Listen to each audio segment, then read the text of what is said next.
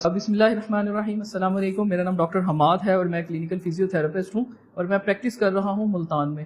देखिए, किसी भी चीज़ का डायग्नोसिस होना बहुत ज़रूरी है। बड़ा अगर आपकी कंडीशन डायग्नोज ही नहीं हुई, आपको पता ही नहीं चला कि आपको है क्या, तो उसका ट्रीटमेंट करवाना और अपना टाइम और एनर्जी और पैसा ज़ाया करना फजूल है। देखें, शियाटिका, मुख्तलिफ लोग कहते हैं कि हमें शियाटिका पेन है। शियाटिका पेन क्या है? बेसिकली नर्व कंप्रेशन है। और नर्व कंप्रेशन किस वजह से आया है, इस चीज़ को देखना बहुत ज़रूरी होता है। जब आपको पता ही नहीं है कि उसके ऊपर कंप्रेशन आपके मोरों की वजह से है, आपके मसल की वजह से है, या किस कंडीशन की वजह से है, आप उसको शियाटिका का ट्रीटमेंट देते जा रहे हैं, उसके लिए प्रॉपर टेस्टिंग करें मरीज के ऊपर। मरीज को बताएं कि आपको ये कंडीशन है और इस चीज का आपको पेन है। हमारे पास ये जो पेशेंट आए हैं, इनको बेसिकली पिरिफॉर्मस सिंड्रोम का पेन था। पिरिफॉर्मस सिंड्रोम एक ऐसा सिंड्रोम होता है जिसके अंदर एक मसल शियाटिक नर्व के ऊपर दबाव डाल रहा होता है। उस दबाव की वजह से जो है वो कंप्लेन आ रही होती है कि कमर के नीचे और कूल्हे में दर्द आ रहा होता है। तो वो बेसिकली शियाटिका पेन होता है, लेकिन वो उसकी कॉज पिरिफॉर्मस मसल होता है।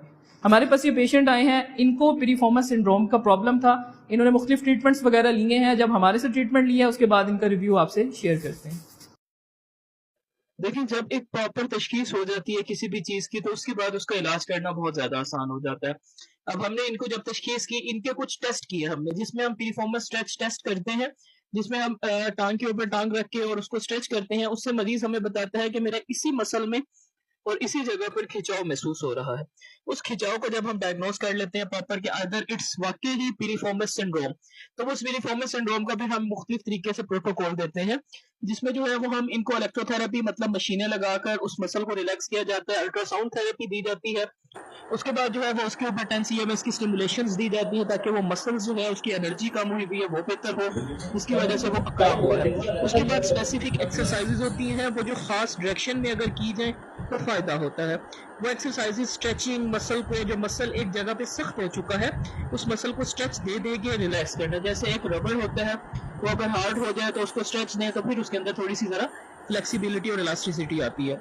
तो इनका जो प्रॉब्लम ये बता रहे थे, वो कह रहे थे कि मेरी कमर में दर्द है। जब हम इन्हें एसएलआर एक्सरसाइज करवाई, जो टेस्ट होता है जिसमें जो है अगर आप टांग को सीधा ऊपर की तरफ उठाएं तो आपकी कमर और बैक में खिंचाव महसूस होता है, वो इनका नेगेटिव था। जब हमने पीरिफॉर्मर का स्ट्रेच किया तो वो इनका पॉजिटिव था।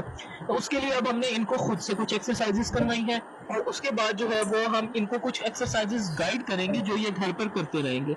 तो इन्होंने हमारे पास जो है वो अभी 2 सेशंस लिए हैं, और अल्हम्दुलिल्लाह आज ये बता रहे थे कि इनके फर्स्ट सेशन के बाद काफी हद तक पेन में बेहतरी आई है। और सेकंड ये है कि अगर आप प्रॉपर तरीके से अपना इलाज करवाएं तो आप बेहतर हो जाते हैं। वरना आप मेडिसिन खाते रहे, मेडिसिन ने आपका दर्द बंद करना है, आपके मसल को रिलैक्स करना है, और वो नर्व की मेडिसिन दी जाती है जो कि आपकी नर्व को जो है वो रिलैक्स कर देती है।